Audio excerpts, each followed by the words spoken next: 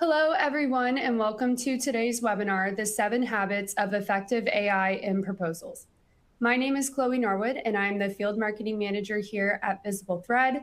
Before we kick off today's session, I want to note that the slides and recording of this webinar will be available on demand once the session ends. Please submit any questions you have to the Q&A box. Our speaker has set aside some time at the end to answer any questions. Additionally, Optimize 26, the bid conference registration is now live. For the first time ever, we will be hosting a 3-day series bringing together over 1,000 bid professionals worldwide. The registration link is in the free content box on your screen. Make sure to register and save your spot today. And now I'm thrilled to introduce our speaker for today's webinar, Darrell Woodward, Director at Prosphora Solutions. Thanks, Chloe. Good morning, good afternoon, everyone, wherever you happen to be. And thank you to Visible Thread as well for letting me speak today. I want to start by saying that this webinar isn't really about technology. There's no product demo. And what I'm about to say will broadly apply to all AI tools. And that's because proposals and how we use AI to help us with them, I think it's all about people. It's about people first. People are at the heart of the proposal process. People will design and deploy the technology to help us bid better, and people will use AI in innovative ways to improve hopefully their own working lives too. People will be impacted by AI, and those impacts depend on whether we use it well or badly, or if we let it use us. A bit about me. I've been in bids and proposals for over 20 years, and a little over 8 years ago, I started my own business. My plan back then was to freelance as a bid manager, but I also really hoped I might pick up some jobs working with RFP software. That's not really how it turned out. And instead, I found a niche helping organizations fit technology to their bid processes while also improving those processes and helping users take advantage of what it is their technology can do for them. And then a few years ago, along came AI and everything changed. Except at the same time, nothing really changed at all. Because we still need great bids and proposals professionals. And actually, I'd argue we need them more than ever before if organizations want to be differentiated and successful. And we still need robust processes. But we can't just expect technology to follow our manual processes and see improvements. We need to adapt. And we still need strong content. Again, more than ever before, to provide the context that AI needs. And we still need to be wise in choosing, implementing, and driving success in our technology solutions. I think if anything, it's just got more complicated. There are more solutions, more options, more complex challenges. And that means we really need to think about what problems we're trying to solve, the outcomes we want to achieve, and how we want technology to work for us. And that means we need to take control of the narrative about what AI is, what it's for, and perhaps what it's not for too. Luckily, we're bid professionals. I'm sure many of you are bid professionals, and we should know how to build a good narrative, right? So whether you're in the hype cycle or the doom loop, there's no doubt AI is a powerful technology. For our purposes, the most important thing isn't really the technology. It's technique, how we use it. It's humans using our insight and innovation to solve problems.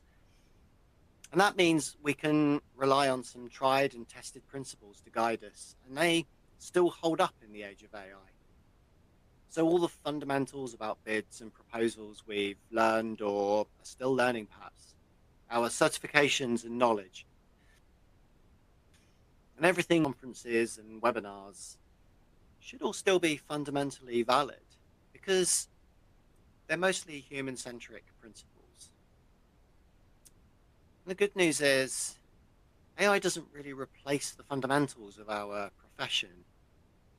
But the bad news, or the other good news, depending on your point of view, is that everything is changing. And I believe that means we need to think a bit differently, a little bigger, and think better about technology and bidding. And so these are my 7 habits of highly effective AI in proposals. Habit 1 is being proactive with purpose. What do I mean by that? Well, earlier this year,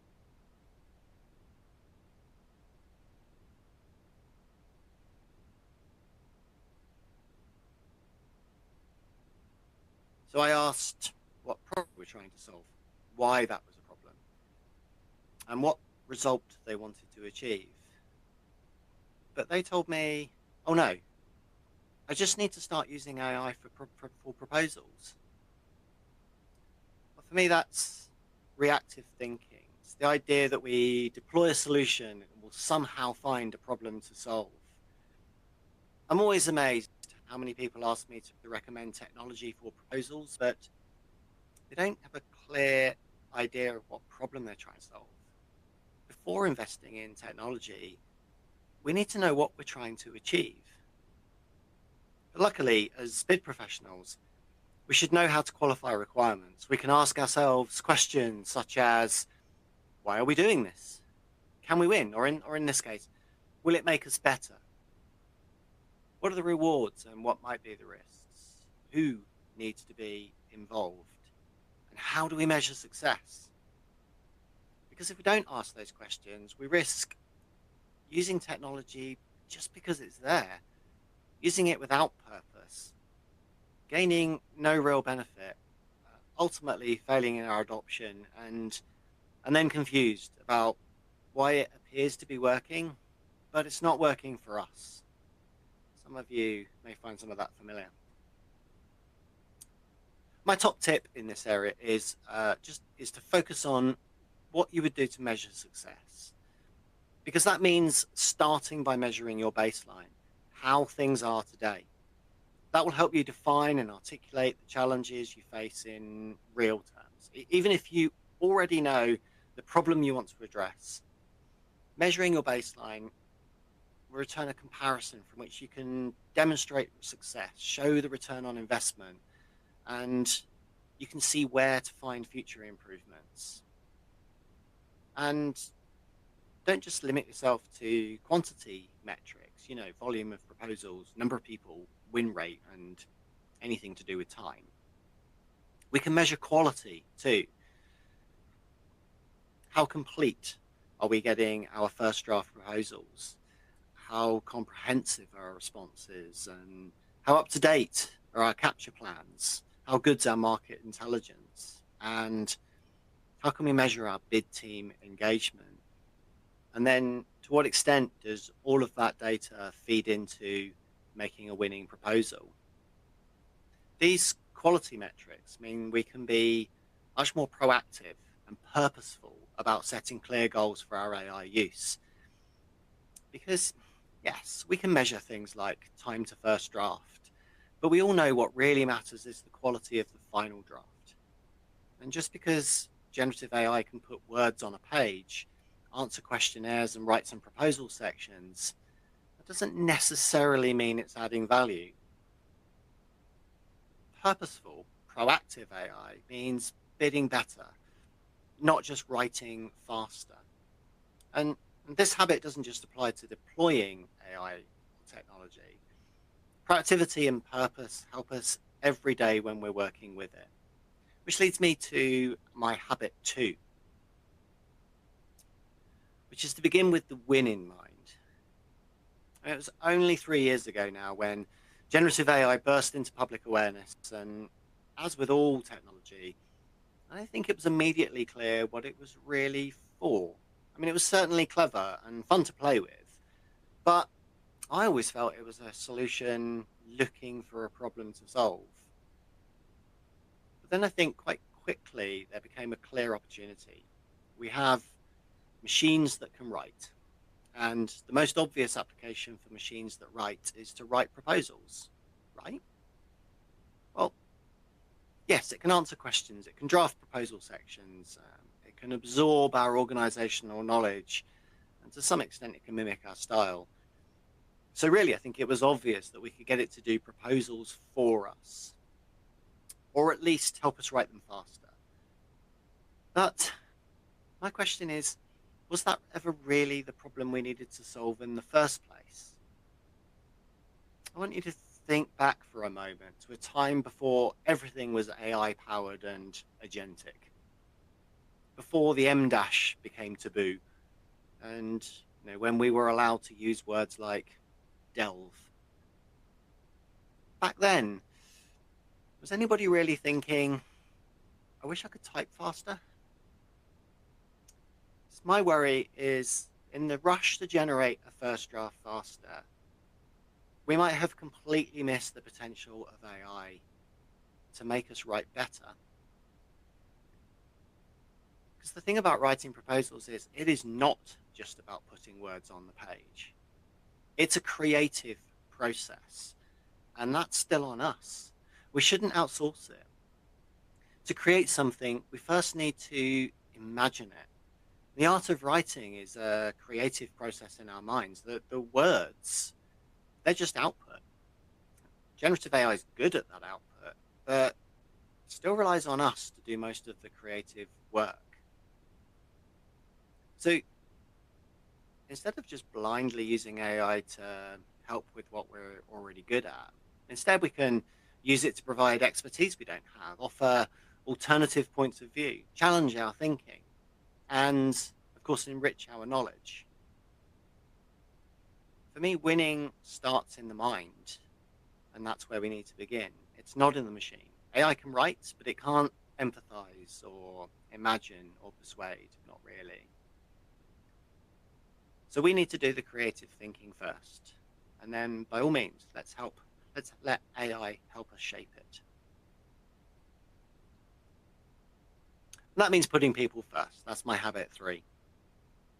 Because winning proposals are the result of a creative process. And for that, we need amazing people, supported by the right resources. As I've said, people are at the heart of proposals. It's our creativity, it's our inherent quality and our insight. That's the winning formula. And I think that's why I'm getting increasingly irritated by the phrase human in the loop. I'm sure you've all heard that used. Now, I understand exactly where it comes from, and I get why it's used. But I think in a proposals context, it diminishes the role of humans in using AI, because we should never be in the loop. We are the loop. Now, there can be huge benefits from bringing AI into our loop. It can help us develop our ideas, challenge our thinking and assumptions, and provide a whole limitless list of alternatives for us to work with. But we still need to imagine what we want to say and how we want to say it. Then we can instruct the AI on how and where we want it to help. It's up to us to accept or discard our AI suggestions. And then we check and verify our AI generated information, don't we? Always. And we should always refine our AI output too. So how might we go about this? Well, start with the team. Where do they shine? What do they love doing? And then use AI to clear all the clutter so your people can focus on strategy and storytelling and persuasion, the human skills. It's not just about productivity. Think about well-being too. When we deploy technology to solve a problem, remove boring tasks, or save time, let's not then undo the good work by just expecting people to work harder or use it to put them under even more stress. We could reinvest time back into refining our proposal, and we should. But we can also reinvest in getting the pre-proposal practices right, with better capture and qualification. Or we can reinvest in our training and professional development. We because we've got the time for that now. Or we can stop working evenings and weekends, because that's a big crusade of mine. What really upsets me is when I hear some version of save time so you can bid more. I think in isolation, that's short-sighted and doomed to failure. It's the wrong kind of productivity, because in most cases, it's just not good for our organizations. It diminishes our profession at a time when we really need to promote our value rather than our volume. And it's terrible for the well-being of our people. Putting people first, habit 3, is much more than just maximizing their productivity. So what do I think we should be doing with AI? Well, for me, it's about the win-win that happens when we combine humans and technology. When I first started experimenting with generative AI, like many people, I started by asking GPT to produce different forms of content based on increasingly detailed and ambitious prompts. And I think I was often simultaneously impressed and disappointed. I think impressed because it often did a pretty reasonable job and it could do things I couldn't do. But disappointed because it was never quite right. It's never quite what I had in mind, and never something I felt comfortable using as is. But then over time, I started to realize the output actually isn't the most important thing, bizarrely. What matters, what really matters, is the conversation. It's the interaction between me and my new friend, Chatty Deeps.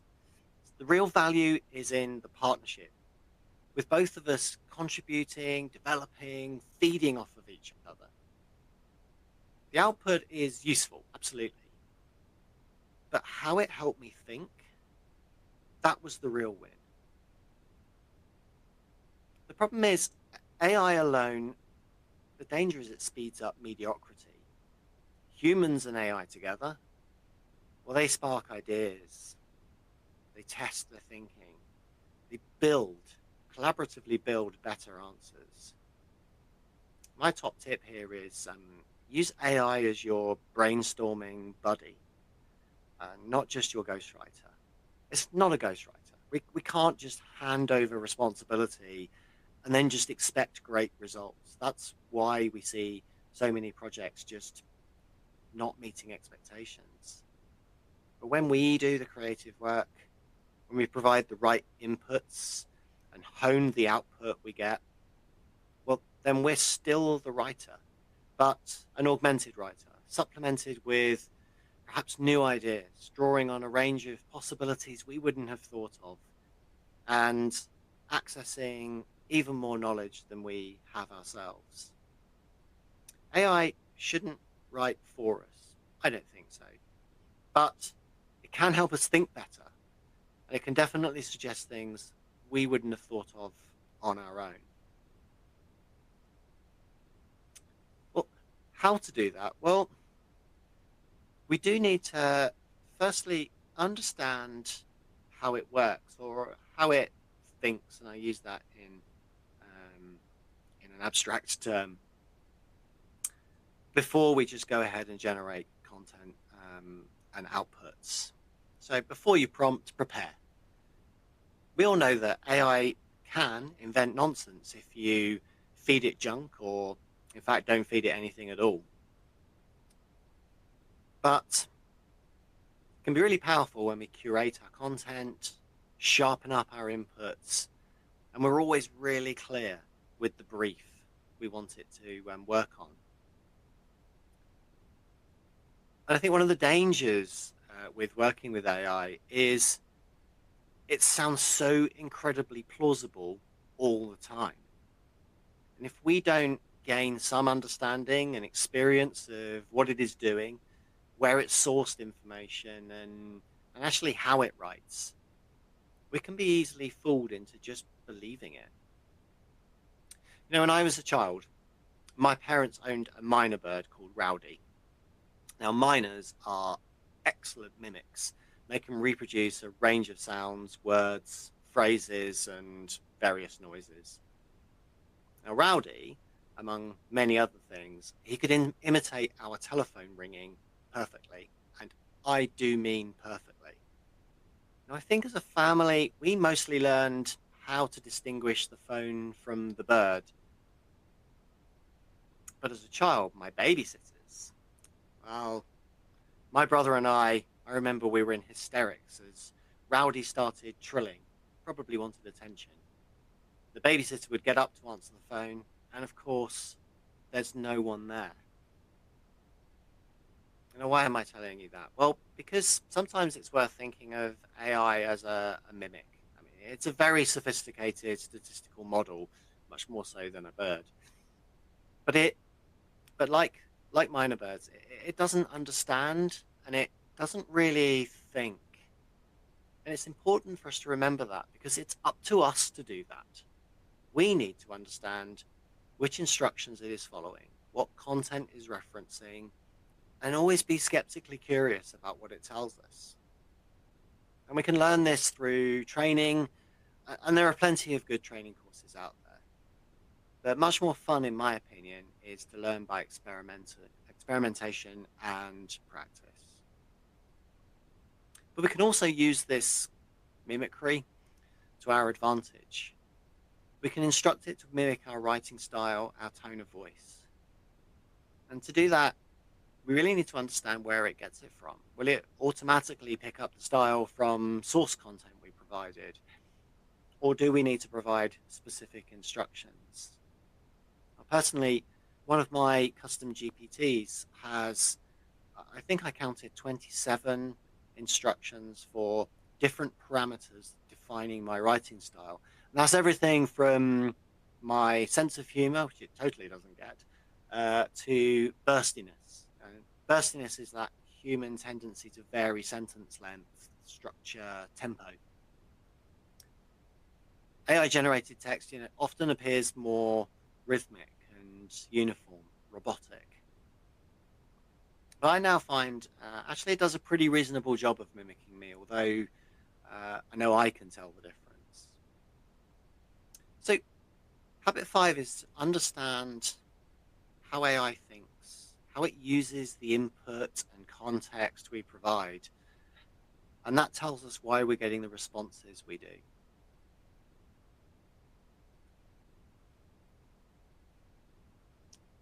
So I know when I put up the word synergize in front of a bidding audience, many of you will have tutted and rolled your eyes already. But it's an appropriate word, so please let me have this one. Back when I was a proper bid manager, I used to love being at the center of things. I was one of the few people in my organization who worked with every part of the business. And I cultivated relationships. I knew how to get people that I relied on, how to get them to help me when I needed them. And there's simple things sometimes. For example, I knew to give the finance team more time at quarter end and especially year end. I knew these were times of extreme pressure and stress for them. And the last thing they needed was a last minute quick question on a bid. We need to think about the impact of our actions and our decisions across the whole of the business, not just on the problem that we're trying to solve right now. Because here's the difficulty. If we're thoughtless about speeding up steps within our processes, then the danger is we pile more stress onto other teams without helping them. That first draft, it took just minutes to generate with our new AI tool. Well, what if that is taking away all the deep thinking, solution design time that our technical expert needs? And now they feel rushed and under pressure to deliver quickly. Or they feel sidelined because we already have what looks like a plausible solution. So they check out and go back to their day job. And then we miss out on all the insightful, innovative solutions they might have otherwise imagined. What I mean by synergize is we need to look at the whole process and all the people involved. because shortcutting one step, it can have implications up and downstream. We risk creating new bottlenecks, generating more work for others, and then overloading parts of the process. And let me tell you, if our processes are broken in the first place, AI will not fix them. Instead, it accelerates and just expands the problem. So my habit 6 is really about synchronizing our tools, processes, content, contributors, how we conduct reviews, or we risk just creating chaos at speed. Because what makes our proposal unique and compelling is actually the combined genius of smart, engaged, intuitive people. And by all means, use AI to enhance processes, but collaboration is the real multiplier, and good collaboration sometimes needs to happen slowly. And speaking of teams, my habit 7 is to always make sure we sharpen the tool and the team. Now, I worked on my first bid when I was the marketing manager at a small tech firm. We'd received an RFP from a major bank, and I was asked to join the team to work on it. We all took a copy of the RFP and took it away. And when we met to discuss it, it soon became clear that no one else had read it, and no one had a clue what to do. And to me, it was mostly obvious. There's a set of instructions. We follow those. We answer the questions. We win, right?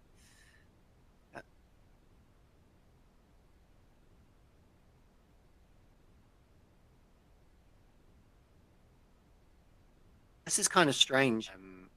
For many years at the start of my bidding career, I genuinely thought I had figured out something no one else knew or understood. It was only much later that I discovered the APMP. There was an association, certifications, a whole community of smart people who knew and frankly still know much more about it than me. And that was humbling, but at the same time, it was such an opportunity to learn. That made me better and more successful. And it actually made my job easier and more fulfilling too. And now I feel we're at a similar moment of enlightenment.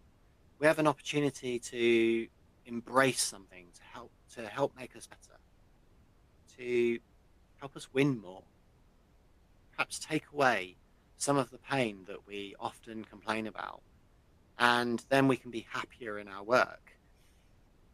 But we need to own that for ourselves.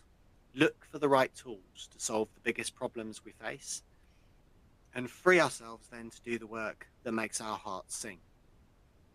And that's not a one-time act. AI doesn't stand still, and neither can we. Whether you've invested in a specialist tool or you're getting great results with ChatGPT and any of the other public models, or if you haven't yet started, I can only encourage you to explore, experiment, train, and test for yourself. So I think future winning teams will treat AI as a continuously developing skill, and it's not just a shortcut. So there we are. My 7 habits for highly effective AI in proposals. And you'll notice that they apply pretty universally. So to recap, habit 1, be proactive with purpose. It's the habit of problem solving. Habit 2, begin with the win in mind. That's all about human creativity and focusing on solving the problems that we actually need to resolve in order to win more. Habit 3 is putting people first. It's the habit of amazing people and what they can contribute to our bids. Habit 4 is think win-win with human and AI. That's the habit of augmentation, not replacement, and not outsourcing. Habit 5, seek first to understand, then generate. It's the habit of curiosity and learning, understanding what we're providing, what results we're getting, how AI thinks. And habit 6, that synergize word, synergize across the teams. It's the habit of collaboration between people, processes, and our tools. And habit 7, sharpen the tool and the team, the habit of continuous renewal and learning. I'm going to finish off with this thought. I think it's vitally important for us to contextualize what AI really means for us as individuals, for our bid teams, and for our organizations. We need to remember that technology is only a solution when it solves a problem, something that we've identified as a need, and then helps us achieve our goals. I hope these habits provide a basic framework for us all to think a little differently, think a bit bigger, and think better about how we choose, deploy, and use AI tools in proposals. And I realize that I've got hugely overexcited and rushed through that much quicker than I expected. So lots and lots of time for questions, Chloe, if we have any. Yes, we do have a few. So our first question that came in says, how did you get the AI to mimic your writing style? Oh, so yes, absolutely. It's very much an iterative process for me. I went through a process initially of trying to teach it. Then realizing actually that, of course, the best thing to define my writing style was AI itself. So I then started leaning into getting it to do that for me and coming up with the instructions that would define that style, and then re-inputting that back into the model, and then testing it against things that I wanted it to write. And then you can go through an iterative process of taking the output, correcting it to, I think I always take output from AI and correct it to what I really wanted it to say. Feeding that back in and saying, okay, you gave me this, I corrected it to this. How would you update your instructions in order to mimic my writing style more accurately? And over many, many iterations, it's got to a point where it's pretty good. I still adapt and adjust it, but I think that's more human pride than anything else. But it gives me a much better head start on what it is that I might have written, and much better ideas in terms of things that are more my style and my kind of voice. And the one thing I think it is really I can't quite get right is getting any kind of sense of humor in there. I find it tends to try too hard is probably the right way of putting it, and so I do tend to find that it does try and insert some humor, but that's the one part that doesn't work very well.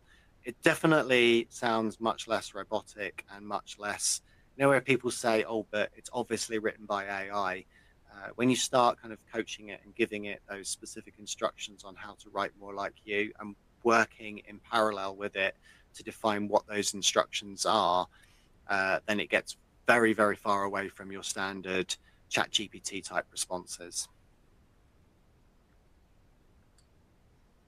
Next question, do you have any tips for teaching team members?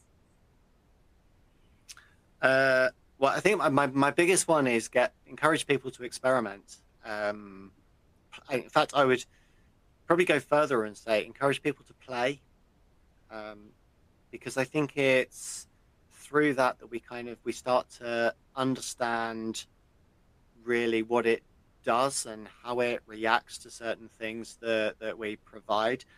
I absolutely would say there are loads and loads of good training courses out there. If you're looking at a particular technology, then there will be courses to teach you how to use that technology. But if you're looking for something more generic, there's a load of training courses out from from the likes of Google and LinkedIn, and they're all free.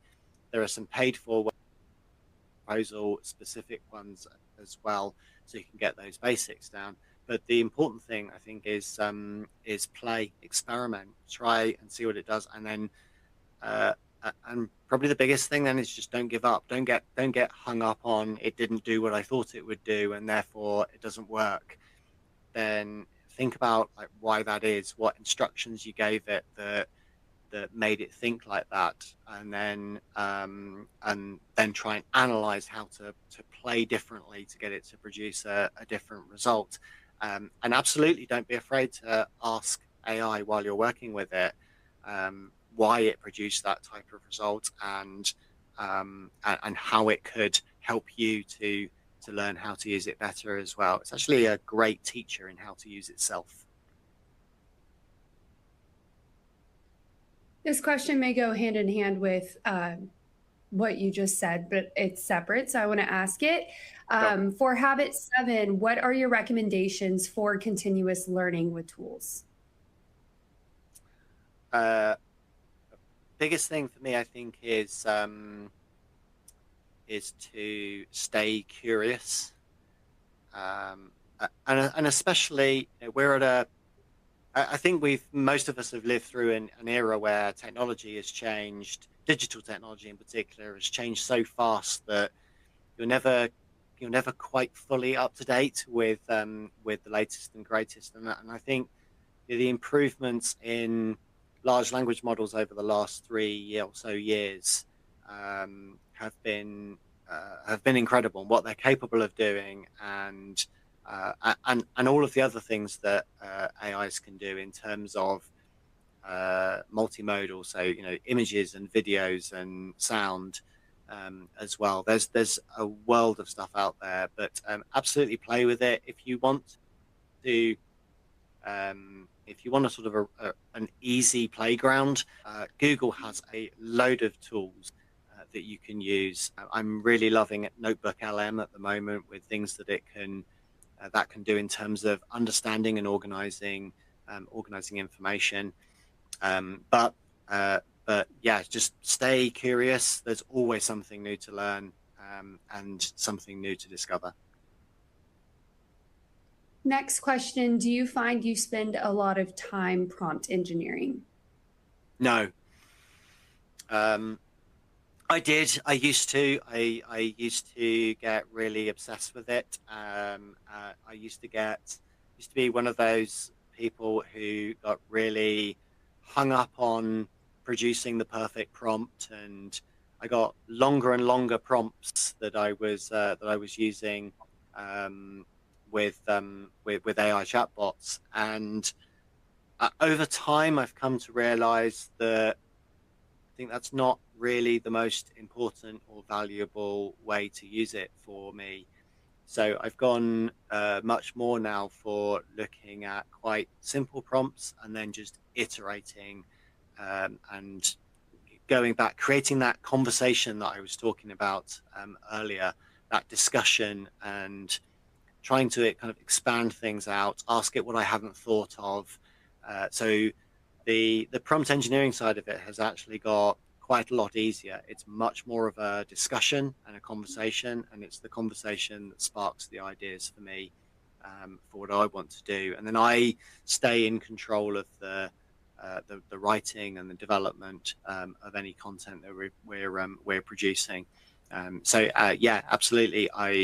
An idea of what you're doing with prompting is important. I absolutely accept that, but I don't think that certainly the current models are at a place where we just need to get the prompt perfect all the time. It's not really the benefit's not in a one-shot attempt. It's in having a conversation and trying to kind of build up a picture of what you're doing. So much more collaborative rather than just hand something over and get it and task it to do something. And then our final question, what specific goal or win are you seeing most when bringing AI into the bidding process? So I think the one I'm really seeing so the easy answer here is going to be like time, right? It's something that can save us time. It's incredibly fast at doing certain tasks for us, and it'd be very easy to say saving time is where the win is. But I actually think it's a bit deeper than that, because where I'm seeing the real wins in AI is when there's a really clear idea about, okay, we're going to save time, and then what are we going to do with the time that we've saved? Um, so when people start to really understand what they're saving time for, or how they're going to reuse it and repurpose it, what they can do better or more of or less of. But reusing that time saved, when you've got a really clear purpose behind that, then that's when the really big wins start to come through. Because now you're not just saving time, you're saving time so that you can do something more positive with it. And that looks like that concludes all the questions we have. Darrell, do you have any final thoughts before we close out? Um, I, I mean, I would love to get people's feedback. I mean, these are very much, they're my kind of interpretation of 7 habits of people-centric AI use, or technology use in general, actually. But I think everyone will have their own sense of positive habits and ideas for how to use it. And I think this is a technology that benefits from us all sharing, especially within a particular profession, where we can share ideas about what's working for us, what we think might work for ourselves and for others. And the more that we share and socialize and test those, then the more powerful and positive they become. So my one ask, I guess, would be, I'd love to hear people's feedback on what they think, how my habits might work for them. But I would also, from a personal point of view, I'd love to hear everybody else's habits, if they have them, or have started to form them, because I think that'll be a wonderful way to move the whole profession forward using AI in the future. Perfect. Well, thank you, Darrell, for sharing your expertise with us today. And thank you all for joining us. As mentioned in the beginning of this session, the slides and recording of this webinar will be made available on demand on our website very soon. On the right side of your screen, there is a survey. Please leave any feedback you may have for us. We do read our survey responses, so please go ahead and fill that out before the session ends. And thank you, everyone. I hope you all have a great rest of your day. Thanks, Clay.